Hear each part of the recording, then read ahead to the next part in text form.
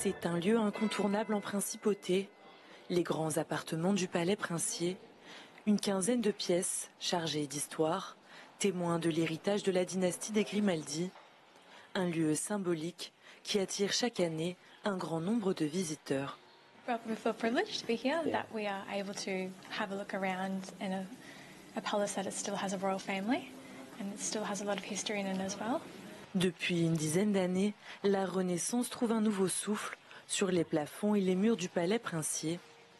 600 mètres carrés de fresques ont été révélés, dont certaines dans la salle du trône.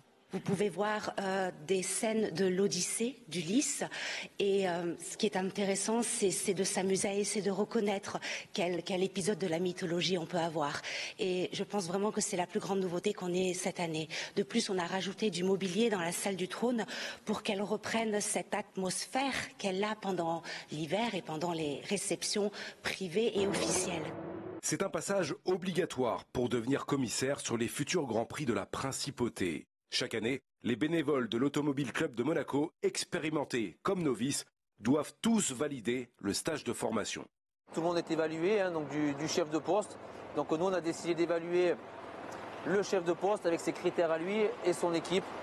Voilà, donc en fonction de ça, tout est noté, tout est rediscuté et après on regarde les affectations. Cette année, pour les 2 jours de formation, 637 bénévoles se sont présentés au stage.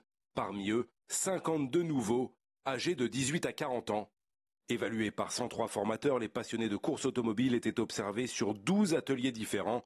Extinction d'incendie, évacuation de pilotes et de monoplaces, franchissement de barrières, parcours du combattant ou encore sensibilisation à la sécurité. Rien n'est laissé au hasard pour un Grand Prix particulier.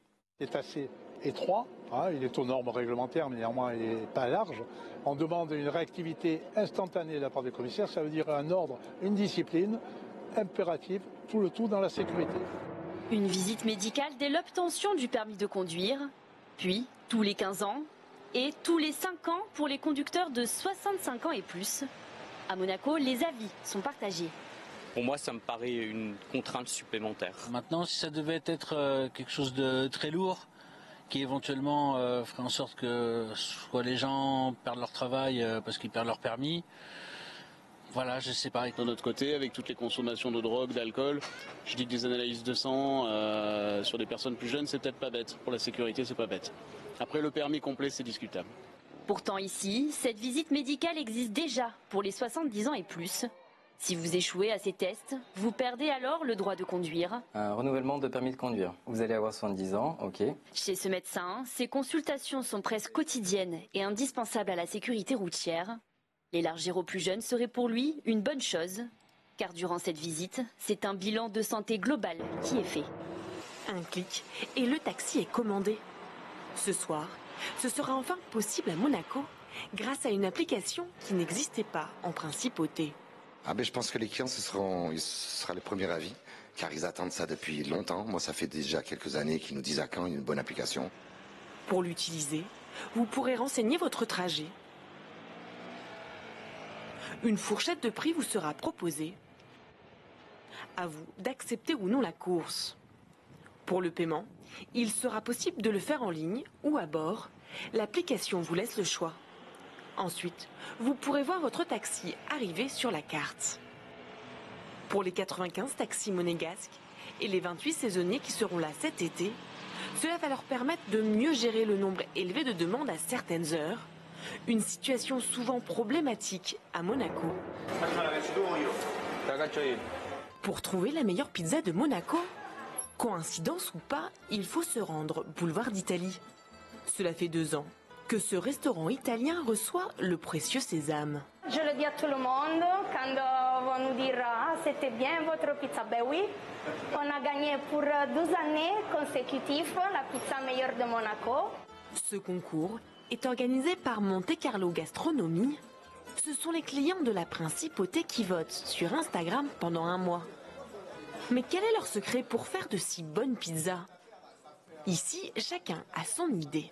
Ils ont un four vraiment de très très grande qualité et je pense que ça joue dans la cuisson. Leurs pâtes sont très très très bonnes. La mozzarella, les tomates, c'est de la pizza verace. Le repas. Le repos et l'amour. Le repos, car ici la pâte repose entre 48 et 72 heures.